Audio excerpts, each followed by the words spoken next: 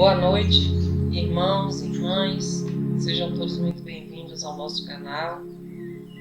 Na noite de hoje, vamos ter nosso querido Leonardo Silveira, nosso Léo, que vai fazer a reflexão da noite de hoje.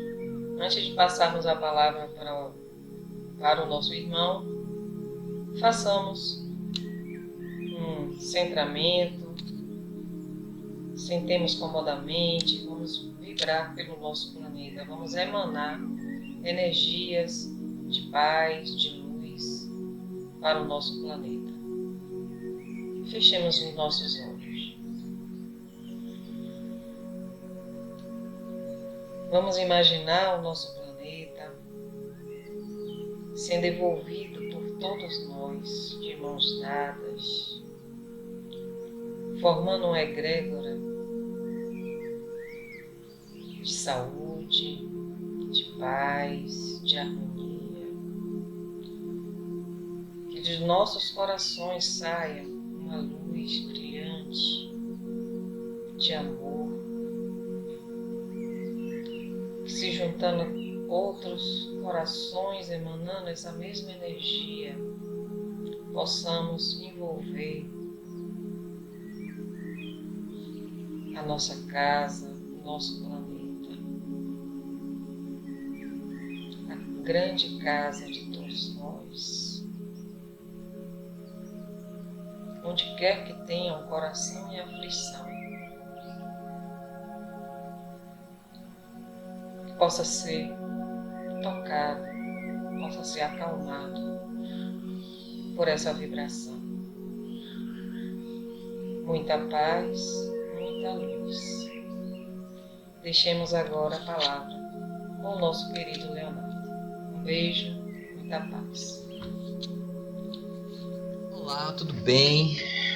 Meu nome é Leonardo Silveira e o tema de hoje é a busca da verdade. Trata-se do livro No Limiar do Amanhã, de Herculano Pires.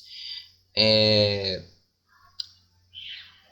um livro que traz experiências de um programa radiofônico que ele participava. E a temática de hoje é uma temática basicamente epistemológica. Ou seja, trata-se de entender como construímos sentido, né? Como produzimos conhecimento em torno de determinado objeto de conhecimento, que no caso específico trata-se da religiosidade.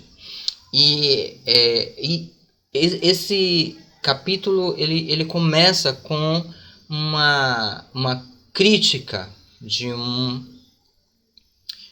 provavelmente de um ouvinte endereçado a Herculano, né, uma crítica epistemológica que tem a seguinte tese, né? O sujeito diz: professor, considero o espiritismo uma tentativa ingênua de racionalizar a religião. As transmissões não são racionais, são realizações emocionais para ajudarem um homem a suportar a vida. Como o senhor me responderia a isso? Bom, essa é a tese do ouvinte. E é uma tese epistemológica porque tem a ver com a forma como entendemos o que é religião, a forma como produzimos sentido estruturado em torno desse objeto, que é a religiosidade humana. E aí ele responde, né, a antítese, né, de Herculano é que a perspectiva do ouvinte é uma perspectiva preconcebida, preconceituosa em relação ao entendimento que se tem de religiosidade, como se fosse uma redução do entendimento que se tem de religiosidade, que ele entende que não se resume a um problema ou uma questão apenas emocional. E para fundamentar a sua antítese, né, ele traz alguns pensadores do século XIX, né, que são pensadores assim muito potentes, que viveram e que trabalharam e que produziram, estruturaram seus pensamentos e suas teses entre o século XIX e o final do século XIX e o início do século XX, para poder defender o porquê, né, dele entender que a religiosidade não se resumiria a um problema emocional e que é preciso ter um olhar mais amplo em torno desse objeto. Então ele traz William James, que foi um pensador pragmático estadunidense. Ele estabeleceu a relação entre religião e finalidade prática. Ele é associado a outros pensadores, né, do pragmatismo, como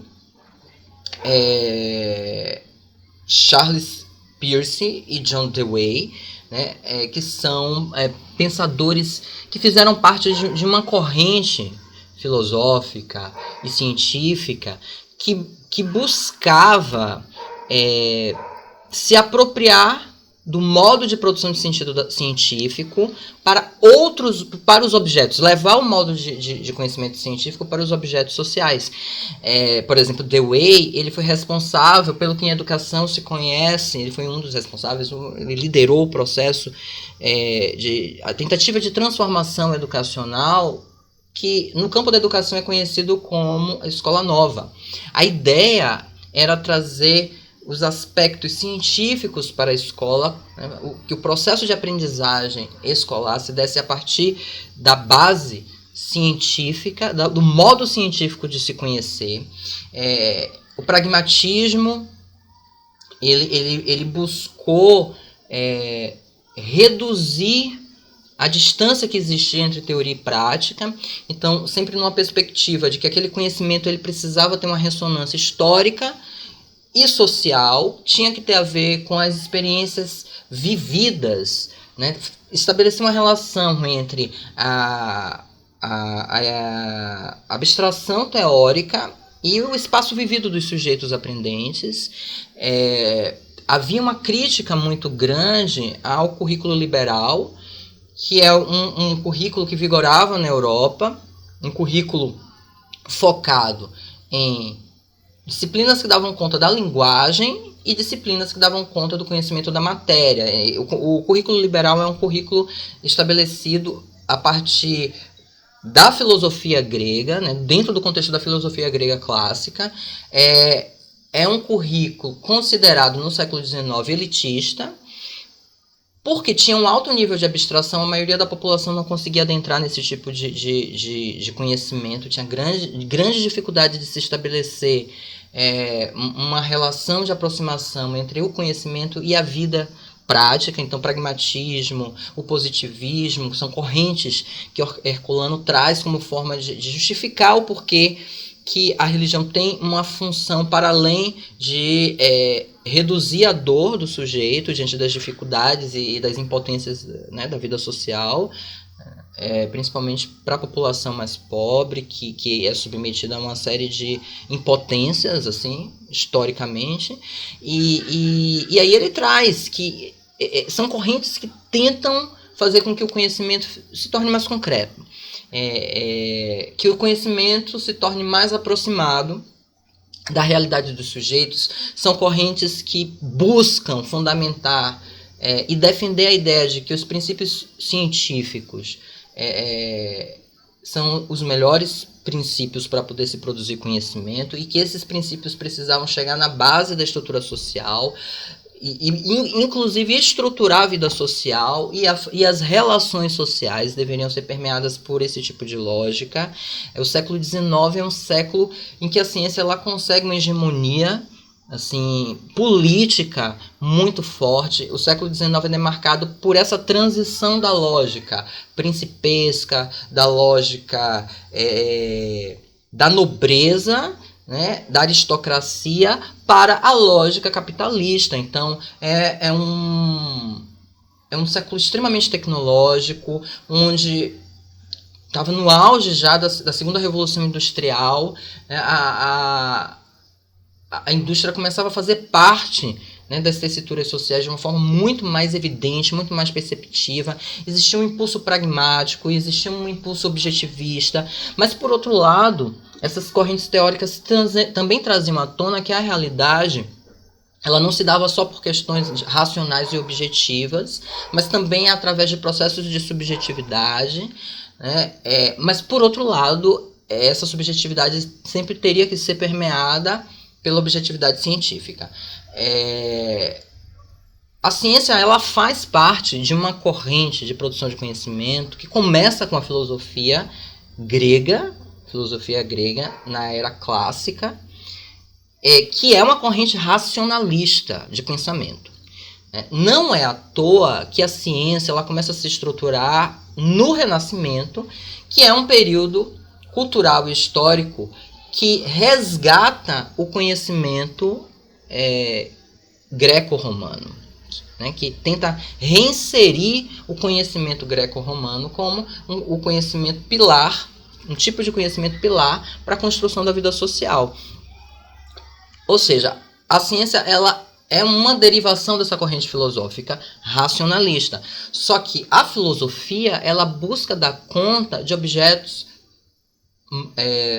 mais amplos e que tocam as questões da linguagem e do pensamento. Então, estruturar o pensamento complexo, respondendo perguntas tipo: qual é a finalidade da existência humana? Existe Deus? Não existe Deus? A divindade existe? Não existe? Qual é a melhor forma de se comportar? Qual é o melhor modelo, né, de verdade? Qual é o melhor modelo de beleza? E qual é o modelo de bondade? No final das contas, essas três máximas eram o grande objetivo da cultura filosófica clássica.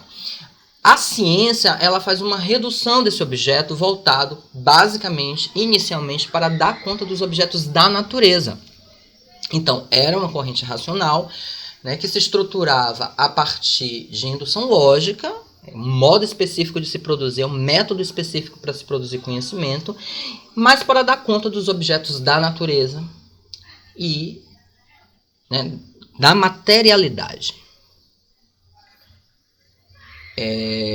É claro que isso não se deu de uma forma estanque, porque ela conviveu de forma paralela com a filosofia e com a teologia, que era, digamos assim, a grande base de produção de sentido herdada da medievalidade e que organizava com influência muito poderosa toda a estrutura social, né? Então, quando a gente para pensar na importância da epistemologia, parece uma coisa assim, muito longe da vida cotidiana, mas o fato é que as leis, as práticas, as lógicas culturais, elas são extremamente influenciadas por esses patrimônios simbólicos que Herculano chama de províncias, né? Províncias, ou seja, campos de conhecimento. A religião, assim como a ciência, assim como a filosofia, são campos específicos de conhecimento.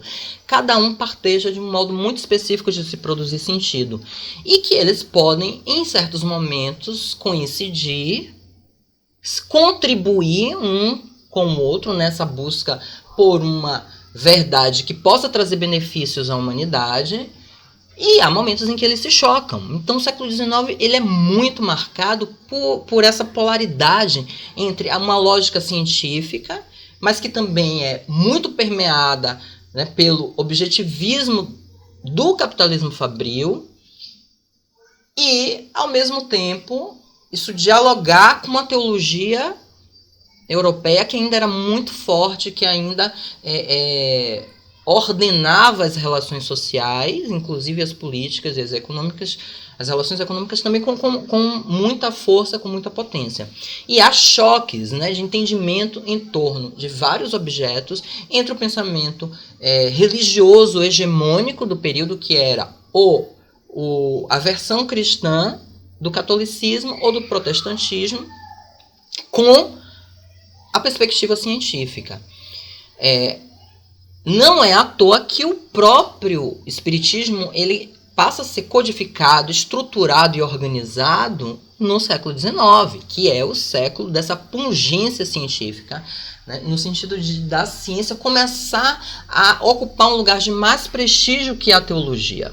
Existia muitas discussões, né, muitas tensões epistemológicas em torno dessa busca pela verdade, em torno desses dois patrimônios, né, e de certa forma do patrimônio filosófico. Mas o patrimônio filosófico já começava a ter menos espaço de legitimação do que tinha, por exemplo, no início do surgimento da ciência, né, acho que século XVI, se não me engano, mais precisamente. Então, assim, foi um século de muitas tensões, de muitas transformações. Digamos assim, as contribuições mais potentes em termos de produção de conhecimento, elas se deram entre o final do século XIX e o início do século XX. Inclusive, Herculano traz também as contribuições do positivismo de Augusto Comte, que clamava por uma religiosidade centrada no que ele chamava, né, a grande deusa da humanidade, que é a razão. Então era isso que ele preconizava, uma experiência de religação, uma experiência metafísica, né, que fosse para além da física, que também fosse permeada por uma lógica racional, e não apenas por uma lógica dogmática. Entretanto, então assim, o positivismo ele pode ser, por exemplo, sintetizado, né? O que era entendido como positivo? Era o que era considerado real, útil, certo, preciso, relativo, orgânico e simpático. Então, se por um lado havia, digamos assim, que inclusive é uma crítica que se faz ao positivismo, um excesso de valorização da ciência, assim, quase que uma relação, chegou num nível de uma aposta tão radical na ciência como a única forma de se produzir conhecimento que pudesse ter validade, que ele chamava de deusa, né? Então era uma relação realmente muito teológica com a ciência, a ponto de entender a ciência como um método de produção de conhecimento que daria conta de todos os objetos. Mas, por outro lado, houve um processo de relativização, entendendo que o real ele não se dá apenas pela perspectiva objetiva, mas também pela subjetiva. Houve todo um movimento de tentar democratizar o acesso ao conhecimento para a camada da população que historicamente não era formada com esse nível de apuro, né, com esse nível de exigência e de estruturação em termos de produção de conhecimento, porque hoje o Estado é responsável pela educação formal da população, né, da sua população, mas no século XIX isso não era comum para toda a população. Então a formação da educação, né, formal não era abrangente, não era democrática para toda a população, ficando muito restrita às populações de elite, cabendo à população mais pobre, basicamente, em termos de formalidade, uma formação para o trabalho exclusivamente. E então trouxe grandes avanços, né, entendendo a necessidade de que esse conhecimento seja histórico, de que o conhecimento seja aproximado do cotidiano, da realidade, que ele tenha uma função para além da idealização e da abstração, que haja níveis de concretização no conhecimento. Mas, por outro lado, apostou quase que de uma forma também assim, absoluta, todas as fichas na ciência, como se o simples fato de ser científico garantisse uma evolução social certa, né? Garantisse uma qualidade melhor de vida, como se o conhecimento científico ele estivesse acima do bem e do mal, fosse um conhecimento neutro. E essa tese ela cai sobretudo a partir da Primeira Guerra Mundial, e essa queda é ratificada na Segunda Guerra Mundial, que foram duas guerras extremamente científicas. Elas foram tão científicas e tecnológicas em termos de materialidade, ou seja, armamentos, desenvolvimento de telecomunicação, desenvolvimento de transportes, de meios de transportes, desenvolvimento tático, né, de guerra. Elas foram guerras extremamente tecnológicas e, portanto, extremamente científicas, quanto também, moralmente, elas foram muito amparadas por teorias sociais que também buscaram se alimentar do método científico para poder se legitimar socialmente. Então, o próprio nazismo, ele ele é uma teoria social que exclui uns sujeitos em detrimento de outros, coloca determinados sujeitos numa condição de superioridade quase que absoluta, tendo o direito de decidir questões de vida ou de morte de outros sujeitos considerados menos sujeitos, ou seja, com menos direitos ou com menos humanidade, de tal forma que toda teoria nazista ela é baseada numa concepção, né, de pureza de raça que se alimentava de uma lógica também científica.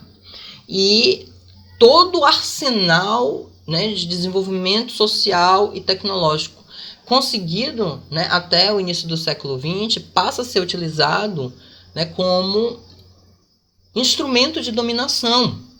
Então, com a Primeira e a Segunda Guerra Mundial, fica claro que a ciência ela não está acima do bem e do mal, assim como a religião também não está. Em que sentido?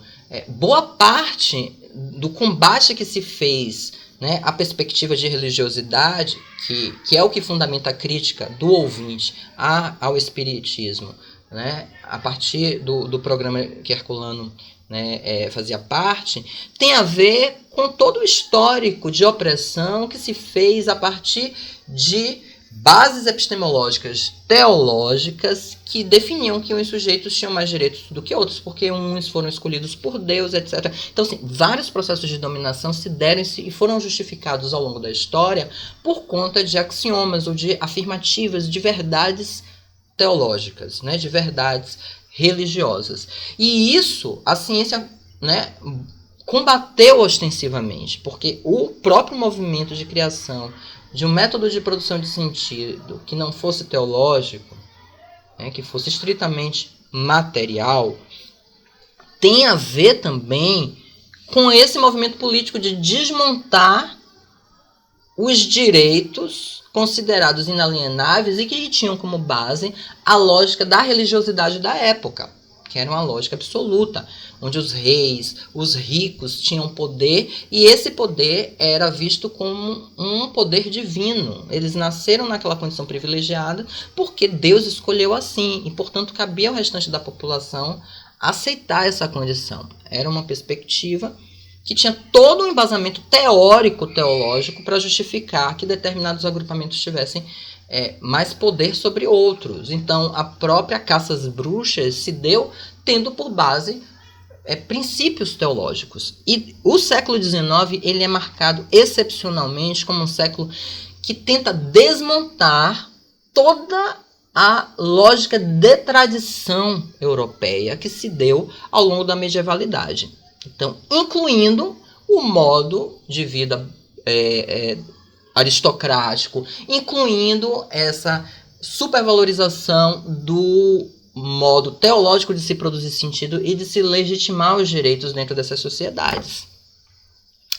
E o que fica claro, e a ciência surge como uma solução para as falhas que a teologia supostamente engendrou, né, dentro dessa tessitura social, ou seja, a teologia dominou como principal forma de produzir sentido na Europa durante toda a medievalidade, boa parte da modernidade. Entretanto, foram evidenciados tantos processos de subjugação de espíritos sobre outros que ela caiu em processos de deslegitimação.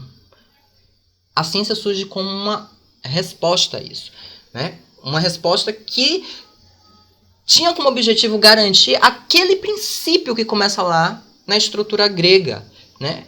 Que eu tinha falado antes, que é de buscar a verdade, a beleza e a bondade absolutas, né? A verdade mais verdadeira, a beleza mais bela e a bondade mais magnânima. Esse princípio, esses três princípios filosóficos que começaram lá com a filosofia grega, eles migraram para a lógica da ciência, em termos de ideologia, naturalmente. Mas quando são colocados na prática, nós que somos espíritos de prova e expiação, nós degeneramos esses princípios. Por quê?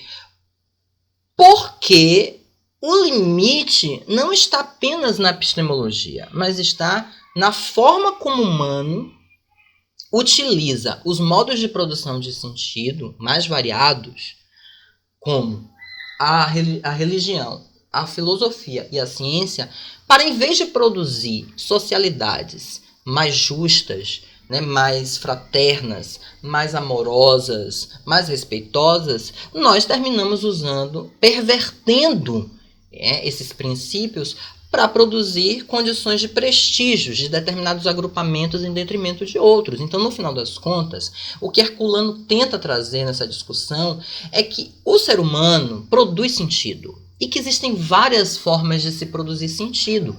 A filosofia, a ciência e a religião são três dentre várias formas de se produzir sentido. Dentre esses campos de conhecimento existem variadas perspectivas. Então, existem variadas perspectivas filosóficas, religiosas e científicas. Não existe um único tipo de ciência, não existe um único tipo de religião, nem um único tipo de filosofia. Portanto, as possibilidades de se criar diversidades em termos de estrutura social, em termos de distribuição dos direitos, dos deveres e dos recursos sociais é imensa. O que equivale a dizer que a verdade ela não está centrada exclusivamente em nenhum desses patrimônios. Porque todos eles, de alguma forma, serão atravessados pela nossa condição evolutiva enquanto espíritos. Ou seja, enquanto espíritos regenerados, nós vamos nos esforçar para buscar construir uma filosofia, uma ciência ou uma religião, né, afinada com esse funcionamento de regeneração. Como somos ainda espíritos de natureza, de prova e expiação, os conhecimentos que a gente produz, eles também serão atravessados por essa dificuldade, por essa nebulosidade vibratória, moral e psíquica que nós vivemos. Para os espíritos de grande escola, né, que alcançaram altos níveis, eles vão produzir conhecimentos também condizentes com a sua condição evolutiva espiritual. Em que, portanto, a ciência ela trouxe benefícios inquestionáveis para a humanidade. Entretanto, ela também serviu como instrumento de produção de realidades extremamente violentas e agressivas. O que equivale a dizer que a verdade não está centrada absolutamente em nenhuma dessas formas de produção de sentido, mas ela pode estar, ela está muito mais fincada, né, na capacidade que cada modo de se produzir conhecimento tem de produzir benefícios, não só para um agrupamento, mas para uma variedade maior de pessoas, estejam elas encarnadas ou desencarnadas, né? Trazendo uma contribuição da interpretação espírita, né, para esse contexto, né? Então, aquele axioma, aquela afirmativa, aquele princípio que diz fora da caridade não há salvação, equivale a dizer que não é fora da igreja que não há salvação. Porque a igreja, ela representa um modo específico de religiosidade. Cada igreja ou cada, né, modo de religiosidade, cada forma de religação com a divindade, e cada modo de entender a vida para além desse contexto, né, material, permeado pela materialidade, pela psicomaterialidade, ela vai ter os contornos adequados a cada tipo de religiosidade, a cada modo. Dentro, por exemplo, da própria forma de religação judaico-cristã, você tem uma variedade. Então, você pega o Primeiro Testamento, você vai ter um tipo de relação que a gente desenvolve com a divindade, um tipo de ideia que se tem da divindade, uma divindade muito mais próxima da lei do talião, olho por olho, dente por dente. Cristo insere uma perspectiva, uma face mais amorosa, mais acolhedora, né, mais democrática, né, da divindade. Então, todo o processo de produção de sentido tem a ver com a forma como nós nos relacionamos com aquele objeto de conhecimento. Então, quando se trata do objeto de conhecimento, religação com a divindade, essa ideia de divindade, ela vai se dar de acordo com o nosso nível perceptivo e afetivo e emocional também. que esse nível, né, essa condição, esse funcionamento psíquico, afetivo, emocional, cultural, é que vai dar o caldo, que vai dizer como nós entendemos a divindade, quais são os princípios que nós achamos que a divindade tem. E ele vai mudando. À medida em que o homem vai evoluindo, ele vai mudando, ele vai ampliando, ele vai se redefinindo. Então, a grande contribuição dessa discussão, para mim, é entender o que torna os conhecimentos relativos, né? Primeiro, a nossa própria condição relativa de espíritos de prova e expiação, que são espíritos ainda nos processos iniciais evolutivos. Tem coisas que nos escapam, tem coisas que a gente ainda não consegue perceber. A própria ciência trouxe essa contribuição da gente entender que o conhecimento que se produz hoje, ele pode sofrer variações à medida em que você consegue produzir um entendimento mais estruturado desse conhecimento. Então, a partir de uma nova perspectiva, aquele conhecimento pode mudar, pode permanecer, pode criar novas perspectivas ou pode ser completamente transformado. Dentro da lógica de tradição social, né, que era a lógica que vigorava nas sociedades arcaicas, um conhecimento ele tinha valor quanto mais tempo ele estivesse dentro daquela comunidade. A ciência ela insere uma dinâmica de input e output que faz com que aquelas informações elas podem ser verdadeiras hoje, mas elas podem ser logicamente desmontadas e também demonstradas que elas não são mais tão úteis quanto eram no passado, ou que elas não trazem uma perspectiva tão judiciosa daquele objeto como trazia no passado. Então ela vai ser reformulada. E existem reformulações que transformam aquela perspectiva completamente, desmontando toda uma teoria, né, toda uma forma de se relacionar com o objeto de conhecimento. Ou seja, é um processo bem dinâmico, ele produz uma sensação de maior incerteza, né, mas isso também se dá porque nós ainda somos muito absolutizados nas nossas perspectivas, né? Então a gente sai de uma ideia onde determinado modelo de religião era considerado como um modo único de se entender o homem, a vida, a divindade e as relações humanas, né? Quando isso cai e emerge uma outra forma, politicamente fica mais forte, uma outra forma de produzir conhecimento, no caso a ciência, a gente também coloca a ciência nesse lugar de absolutização, né? Onde só o conhecimento puramente objetivo, como se a gente também não fosse feito por outras dimensões que não são racionais, que são as dimensões mais emocionais, mais inconscientes, né? O ser humano ele não é só racionalidade, ele é racionalidade, a racionalidade tem funções magníficas, ajuda a gente a dar conta de uma série de questões, a resolver problemas, a minimizar problemas, mas a nossa racionalidade ela também é transpassada por questões que não são de origem racional, e é por isso que as nossas relações são muito difíceis, porque mesmo que você estabeleça uma lei, nem sempre a gente segue essa lei, né? Por quê? Porque temos níveis muito elevados de incoerência. E isso equivale a dizer que emocionalmente nós somos ainda muito mal resolvidos, né? Então, o efeito prático é dizer que na coisa social não é só a racionalidade que interfere para dizer como é que nós vivemos ou deixamos de viver.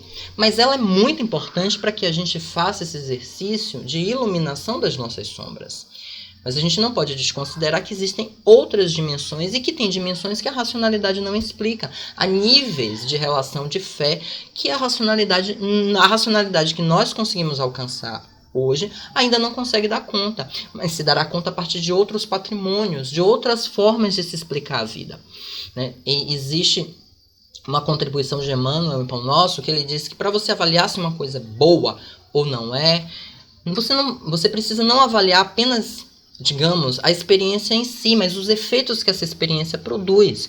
Então, se a minha escolha ela produz muitos efeitos violentos, muito desrespeitosos, desagregador, destruidor, que ela tem uma porção de morte, mas na morte no sentido de desorganização, né, de putrefação das relações e das experiências humanas, essa coisa ela pode ter uma aparência legal, ela pode ter um propósito legal, mas ela na prática se consubstancia em uma coisa muito destrutiva. Então, esses efeitos precisam ser observados, né? E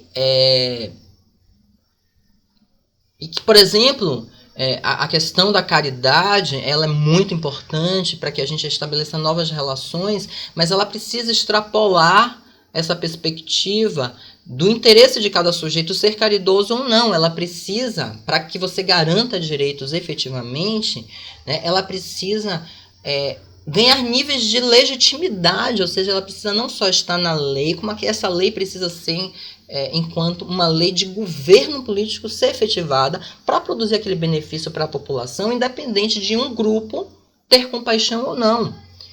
Porque uma sociedade desenvolvida, né, moralmente desenvolvida, né, essa sensibilidade em relação à dor do outro, que faz algumas pessoas que estão em condições sociais mais privilegiadas buscarem contribuir para o bem-estar de outros sujeitos que estão numa condição menos privilegiada, ele é um estímulo que o Espiritismo faz, porque é uma forma de você começar a mudar as relações.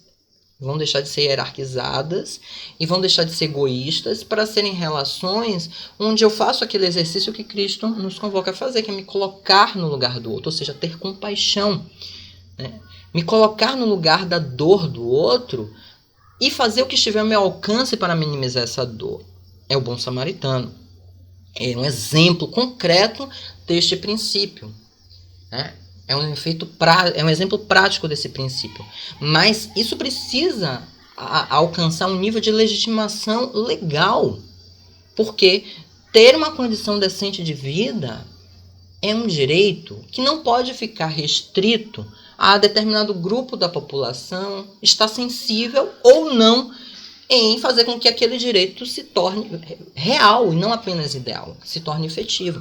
Então, uma das críticas que se faz ao positivismo é esse excesso de idealização que beira um certo nível de ingenuidade, porque é necessário, né, se buscar processos em que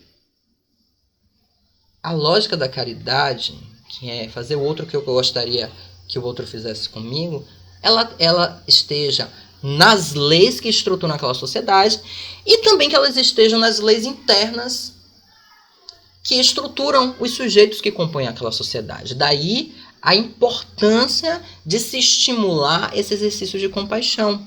Porque muitas vezes existe a lei, que é o que ocorre muito no nosso país, mas a lei não é cumprida na prática. Por quê? Porque dentro dos sujeitos que fazem parte dessa comunidade, essa lei ela é uma lei morta, ela é uma lei que está escrita, que está registrada nos autos daquela sociedade, mas nas relações ela não se faz real, porque não está no funcionamento desses sujeitos, desses espíritos. Esses espíritos são idealmente regidos pela lei, mas psiquicamente não são.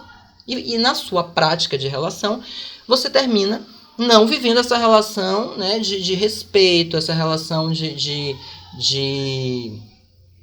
alteridade, né, terminando não sendo concretizada. Então, assim, a importância dessa discussão é perceber que por detrás de boa parte do nosso comportamento, das leis que regulam o nosso país, das leis que organizam as instituições que distribuem os bens materiais e imateriais dentro do nosso contexto, enquanto espíritos encarnados e historicamente situados, elas são organizadas e estruturadas por essas formas de pensamento, né? E a gente precisa discutir isso para poder aprimorar a forma como nós pensamos, sentimos e vivemos as nossas relações. Então, é possível se pensar a religiosidade enquanto processo de religação com o divino, a partir de outras perspectivas além da católica, além, né, da história católica que foi historicamente construída, além da protestante, que foi historicamente construída, que existem outras perspectivas. Existe a perspectiva espírita, de religiosidade, existe a perspectiva de outros patrimônios religiosos de religação. Né? Na nossa sociedade tem a Umbanda, tem o Candomblé, tem a Seishonoye, tem o budismo, e esse nível de respeito precisa ser tão dilatado, né, e tão compreendido, mesmo que eu não me afine com essa ou com aquela forma de religação, porque tem a ver com a necessidade de outros espíritos. E a vida social não precisa ser uma imagem e semelhança exclusiva minha, porque uma condição social de existência equivale ao convívio de vários espíritos, não de um único tipo de espírito, né? Então é necessário se pensar em condições sociais, em estruturas sociais que respeitem essa variedade. No fundo, trata-se de entender que não existe uma única forma de verdade, nem uma única forma de beleza, nem uma única forma de bondade. Existe, né, uma variedade de formas para se organizar a vida. Naturalmente, todas serão legítimas? Não, porque tem umas que são muito destrutivas, são muito desrespeitosas. Mas o fato de você ampliar as possibilidades de arranjos sociais não quer dizer que você tenha que tolerar tudo. Socialmente vão ter tipos de socialidade que precisam ser contidas porque são muito deletérias, são muito violentas, são muito desrespeitosas e por um certo nível evolutivo elas não são mais toleradas. Mas compreender que é necessário se pensar a condição social para além de um único modelo. Porque cada espírito tem a sua necessidade. Né? Cada espírito tem o seu currículo evolutivo.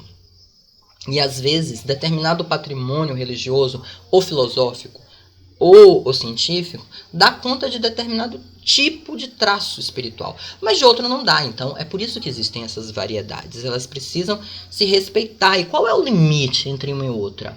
Né? Qual é o limite do direito? O limite do direito é quando o meu direito começa a invadir o direito do outro. Quando o meu direito começa a eclodir o direito do outro, eu estou esbarrando no limite do meu direito. Então são essas experiências que a gente precisa pensar, refletir, dialogar e tentar ir atualizando na nossa vida diária para a gente viver uma outra realidade.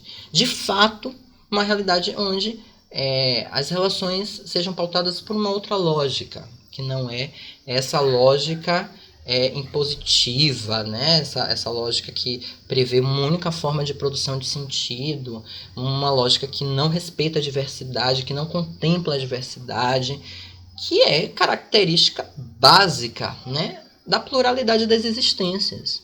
Então, é isso, que possamos entender que, inclusive, o espírito que se diz ateu, ele também tem esse direito, né, de militar nessa forma de se relacionar com a divindade. Ele ainda não consegue perceber a divindade, e é uma escolha, é uma necessidade, é um direito desse espírito que a gente também precisa respeitar. O Estado de Direito, o Estado laico de direito, é esse Estado que possibilita que as pessoas possam acreditar no que elas quiserem, desde que isso não reduza outros sujeitos em seus direitos, né? Porque não é concebível eu ter o direito de tirar o seu direito. Na verdade, é um contrassenso em termos, inclusive, lógicos, não só morais, como logicamente inconciliável eu defender o direito de tirar o seu direito. Eu tenho o direito de ser como eu quero, desde que ser como eu quero não oblitere o seu direito, não suprima o seu direito de ser o que você quer. E é esse exercício, né, esse jogo, que é extremamente desafiador para a nossa condição, que é uma condição historicamente violenta, autocentrada, né, egóica mesmo. E é isso que a gente tem tentado repensar para tentar reviver. Né, que os espíritos de luz possam nos auxiliar a a buscar formas de produzir sentido que produzam mais benefícios ao som de diversos ritmos, de variados tambores, né? E que a gente possa pensar em arranjos sociais que produzam muitos benefícios, né? Que multipliquem os benefícios, que não sejam egoístas, que não sejam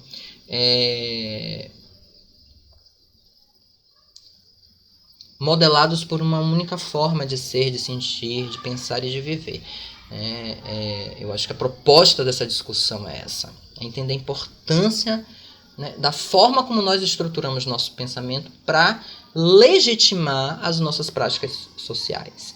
E a importância de dilatar essa perspectiva para uma perspectiva de diversidade. Diversidade de patrimônios simbólicos que são capazes de organizar diversos arranjos, né, e diversidade de religiosidades, de modos de se estabelecer, né, relações com a divindade, né?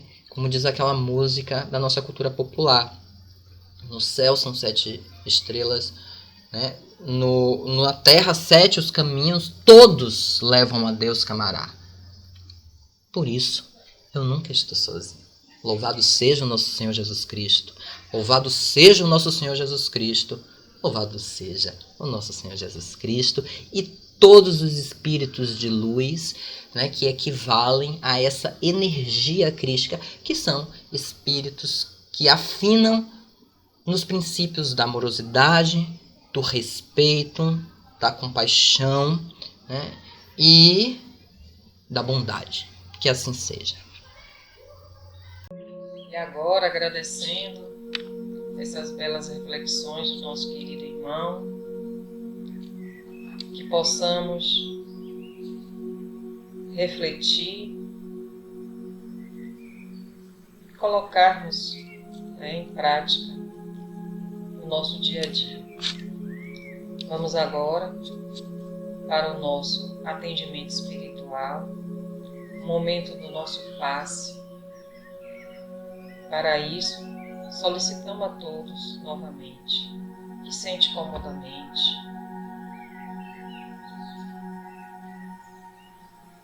se coloque numa posição de receptividade.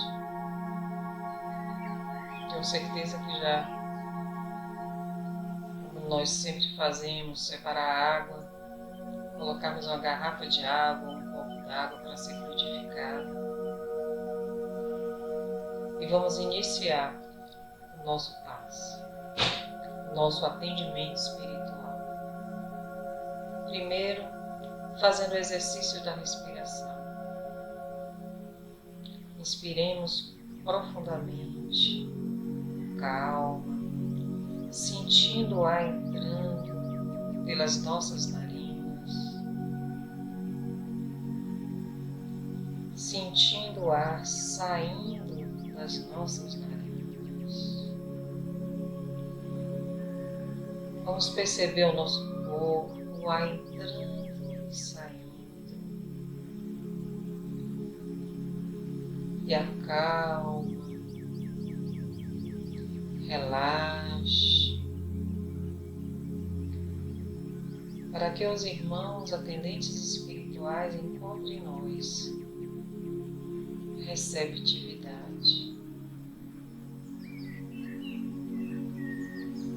E eles chegam mais próximos a nós, retirando toda a energia negativa, toda e qualquer energia deletéria, limpando os nossos corpos, inspire sentindo essa presença amiga desses atendentes que nunca, jamais nos deixam sozinhos. Jesus, Mãe Maria, sempre cuidando de nós. Deus cuida de nós. Nunca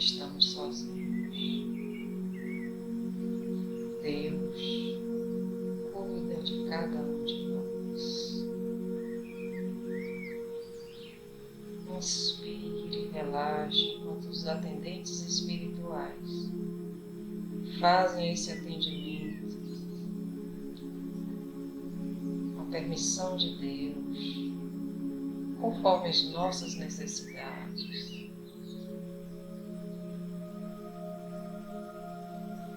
Seja ela espiritual, seja emocional, física.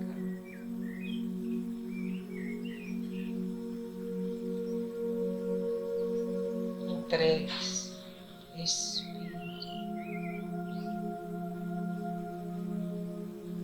E a energia vai circulando por nós.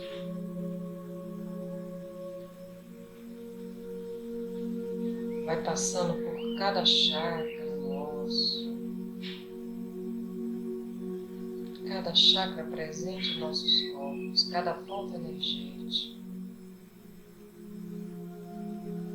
Sintamos essa paz.